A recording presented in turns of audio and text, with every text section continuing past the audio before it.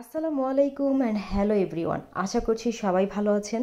সবজির বাজার নিয়ে চলে এসেছি, আর আজকে আমি আপনাদেরকে জাপানের সবজির দাম সম্পর্কে মোটামুটি একটা ধারণা দেওয়ার চেষ্টা করব। সো দেরি না করে চলে যাই সবজির দাম কেমন সেটা সম্পর্কে জানতে।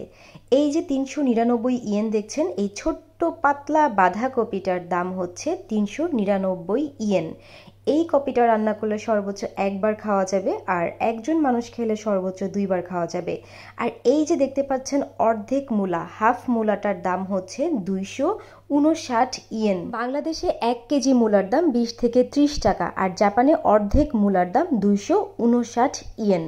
এবং মাত্র 6টা পালং শাকের দাম হচ্ছে 199 ইয়েন। এই 6টা পালং শাক রান্না করলে আপনি একবেলাও ঠিকমতো খেতে পারবেন না। সো আপনাকে অন্তত 2 প্যাকেট নিতে হবে, তাহলে হয়তো আপনি 1 থেকে 2 বেলা ভালোভাবে খেতে পারবেন। এবং এখানে 2টা পাকা লেবু, এই 2টা লেবুর দাম 199 ইয়েন, মানে 199 টাকা। যেই আমি লেবু ছাড়া ভাতই খেতে পারতাম না, সেই আমি জাপানে আসার পর লেবু খাওয়া বাদই দিয়ে দিয়েছি লেবুর দাম এবং লেবুর চেহারা দেখে।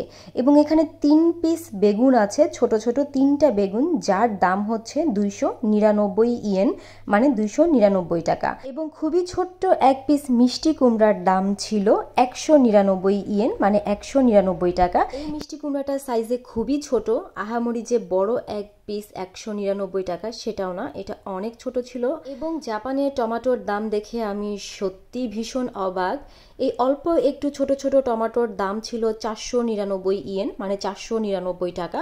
ছোট এবং বড় দুইটার দামই সেম ছিল, কিন্তু অল্প একটু টমেটোর এত দাম, যেটা দেখে আমি আসলে ভীষণ অবাক হয়ে গেছি যে টমেটো আর খেতে হবে না। এবং এই অল্প কয়েকটা পেঁয়াজের পাতার দাম ছিল 199 টাকা। রসুনের দামটা আমার কাছে মোটামুটি স্বাভাবিক লেগেছে। রসুনের দাম ছিল 1 কেজির দাম 699 ইয়েন, মানে 699 টাকা। আর এই মাত্র 3 পিস গাজরের দাম ছিল 199 ইয়েন, মানে 199 টাকা। আর এখানে 3টা পেঁয়াজ ছিল, 3টা পেঁয়াজের দাম 299 ইয়েন, মানে 299 টাকা। এবং মাত্র 4টা আলু ছিল, 4টা আলুর দাম ছিল 299 ইয়েন। এবং ছোট্ট 1 প্যাকেট ক্যাপসিকামের সাইজে ছোট ছোট ছিল, এবং এই ছোট সাইজের ক্যাপসিকামগুলোর দাম ছিল 259 ইয়েন। এগুলো সাইজে খুব একটা আহামরি বড়ও ছিল না, একদম ছোট ছোট ক্যাপসিকাম ছিল। এবং জাপানের শসার দামটাও আমার কাছে অনেক লেগেছে। মাত্র 3 পিস শসার দাম 399 ইয়েন, মানে 399 টাকা। আর এই অল্প একটু আদার দাম ছিল 99 ইয়েন, 99 টাকা। তো সবকিছু মিলিয়ে জাপানের সবজির দাম অনেক, শুধু সবজি না সবকিছুরই দাম অনেক। যেহেতু উন্নত দেশ, দাম একটু বেশি হবে, এটাই স্বাভাবিক। তবে নিজে যদি সবজির বাগান করে নেওয়া যায় তাহলে তো খুবই ভালো। জাপানের মাটি খুবই উর্বর, এখানে যা লাগানো হয় মোটামুটি সবকিছুই হয়। সো আমি চিন্তা করেছি আমি সবজি বাগান করব, এর জন্য আমি বীজও নিয়ে আসছি বাংলাদেশ থেকে সব ধরনের, যাতে আমি সবজি বাগান করতে পারি। করে আমার সবজি কিনেও খেতে হবে না, টাকাও সেভ হবে। যারা বাংলাদেশ থেকে জাপানে আসবেন তারা অবশ্যই চেষ্টা করবেন বীজ নিয়ে আসার জন্য, যাতে করে অল্প কিছু হলেও সবজি চাষ করতে পারেন।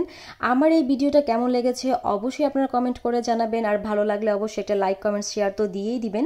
এই ছিল আমার জাপানের সবজি কেনার অভিজ্ঞতা। তো আপনাদের সাথে শেয়ার করলাম জাপানের সবজির দাম কেমন।